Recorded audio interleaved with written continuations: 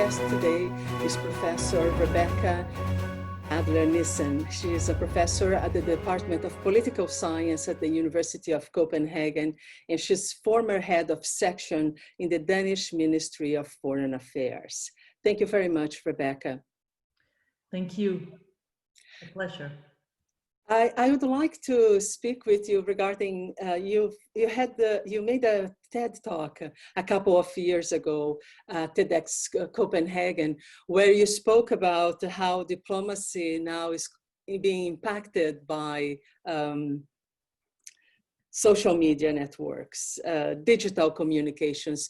We sort of can't escape from the impact of these new tools because we have heads of state and diplomats tweeting before they actually go into the negotiating table. Can you tell us what have you seen since then, since your first lecture about the question of digital diplomacy? Right, so since just a few years ago, it was still a relatively new thing to adopt social media directly as part of a foreign policy tool.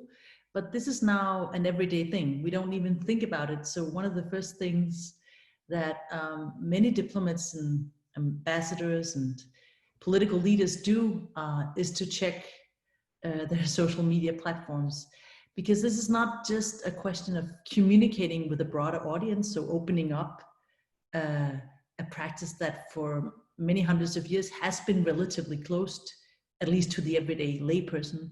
It's also because it's a way to communicate between states and between elites. So if we take the case of Twitter, even in countries where Twitter is not very predominant, take my own country of Denmark, it's mainly journalists, diplomats, politicians that use Twitter, unlike the US.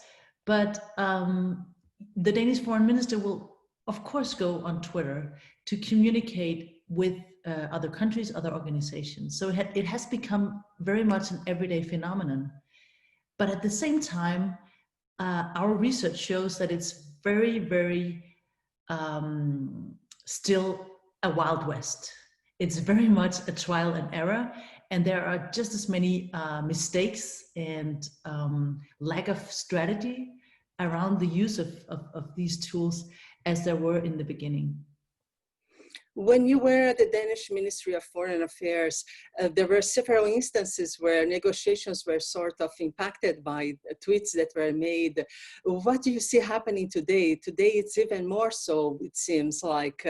Or is there a way to separate and make it public diplomacy part of the strategy, or and make sure that certain conversations are behind closed doors? So what we find is a very interesting phenomenon where we, on the one hand, see many diplomats adopt these tools with great enthusiasm, also as a way to democratize and make foreign policy and diplomacy more transparent. But at the same time, there is a real concern about exactly the lack of confidentiality, but also need for more time and more talks to basically mature. And that needs to be done sometimes behind closed doors. So we see both and even within the same diplomatic institution or ministry, you can have one ambassador saying he hates social media and another one saying he or she loves it. So it's very, very something that really splits this practice overall. But what we also have seen are some very interesting coping mechanisms. So you have increasingly sort of safe rooms where you put the mobile phone outside the door, or you jam the room basically, so there's no internet connection. So as much as we see a digitalization of foreign policy, we also see an analog version emerging because of the need to have confidential rooms. And what were some of the instances where you saw that there was a positive that came out from communications that some diplomats or foreign affairs ministers or even heads of state did during negotiations that helped to move it in a positive way. Are there any examples that pop in your mind of situations, or was it's mostly embarrassing moments? Well, I mean, I think the embarrassing moments are the ones that we always focus on, but I would say it's part of the glue. So part of the everyday giving face and credit to other nations and other leaders is part of what social media is really good at. So one of our preliminary findings so far is within the European Union, you see social media mainly used to promote others.